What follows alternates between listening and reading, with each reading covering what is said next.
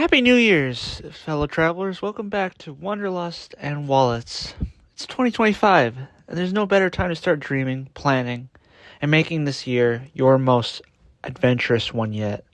I'm your host, Bryce Coffee, and today we're talking about how to set your travel goals for the year, reflect on your favorite travel moments, and turn those dreams into reality. Whether you're planning a big international trip or exploring hidden gems closer to home, this episode is here to get you inspired and ready to hit the ground running. Let's dive in. Before we start making plans, let's take a moment to reflect. Think back to your favorite trips from the past. What made them special? Was it the destination itself, the people you were with, or maybe the experiences you had? Reflecting on these moments can help you figure out what you want more of in 2025. For me, it's one of my highlights. Like, for example, when I went to Europe, traveling to different places in Italy and Spain, exposing oneself to the various languages, cultures, food, reminded me of how much I loved combining adventure and relaxation. And cultural immersion. So I'm definitely making this a priority this year. So now that we've reflected, let's talk about goals. Here's a question for you. What do you want out of your travels this year? Maybe you've got a bucket list, a destination in mind, or maybe you want something new, like traveling solo, learning a new language, or going on a road trip. When setting your goals, think about three things. Your budget, how much can you realistically spend on travel this year? Your time, how much time can you take off? If you're lucky, you don't even need to worry about this. But also consider long weekends or packing with other holidays too. Also, travel, like if you're looking for adventure, cultural exploration, relaxation, or all of the above, for example. Once you have that figured out, write down your travel goals. 2 to 3 would be a recommendation for 2025. Writing them down makes it feel real. Now, look at what's trending in 2025. Few trends I'm excited about to include are ecotourism. You'll see more and more people looking for sustainable travel options like eco-friendly hotels. You'll see, for example, like plane flights. Lots of them will show reduction in CO2 emissions. Also, another thing to consider is like supporting small communities with all the tourism that's happening, touristification, if that's a word. Lots of places are like going up in prices and becoming more or less the same.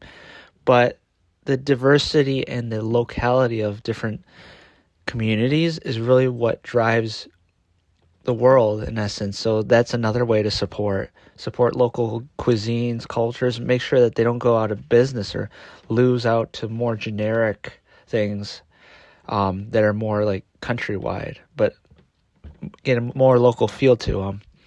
Also, remote work travel. If you work from anywhere, why not spend a month in a new city or country? It's a great way to combine work and adventure. Underrated destinations. You'd be surprised many are over tourist hotspots. Like people don't like for example, Italy. Like people go to Venice, people go to Rome. Why not go to less traversed routes? San Marino, for example, or why not go to instead of Lake Como, go to some of the lakes in middle or lower Italy, for example, or go to towns that are less like known, like Toronto, which is not to confuse with Toronto, Canada, but Toronto, Italy is a real place. Those type of things. Just be able to look beyond, the foot traffic, so to speak. That's what I'm trying to get at. Also, so let's get real. Let's get practical. How do you make these goals happen? Start saving now. Open a separate savings account for travel. Even putting aside like small amounts each week can add up. Make sure you book early for deals. If you want to go somewhere, start looking for flights and accommodations now. Use, like I said, tools. I use Google Flights, Skyscanner, Airbnb Experiences, Rome to Rio. Those are some of the ones that are that a lot of people use to find good deals and options. Hopper is another one I use. Track prices for flights. And what's nice about Google Flights, I should mention, is that you can subscribe so that you get email notifications as soon as the prices go down. Which isn't always on a Tuesday, by the way, is the common myth. To buy flights. Also, let's leave some room for a spontaneous planning. Planning's great, but don't forget, things can happen on a whim. Maybe a great last-minute trip deal, or friends invite you on a weekend getaway. Some of the best adventures are honestly are unplanned ones. And excursions and all that stuff. You're not going to be able to track everything you're going to do in one day. So oftentimes just leave some room for things to come up, things unfold.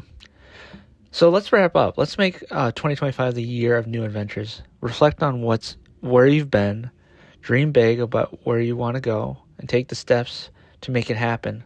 Love to hear from you. What are your 2025 travel goals? Share them with me in the comments, or tag me on Instagram at Coffee Travels. Thanks for tuning into Wanderlust and Wallets. If you enjoyed this episode, don't forget to subscribe. Leave a review. I definitely would like some constructive criticism to improve upon it and provide a value to you. And share with your fellow travelers. Here's cheers and here's to an amazing new year. Safe travels, everyone. Bye.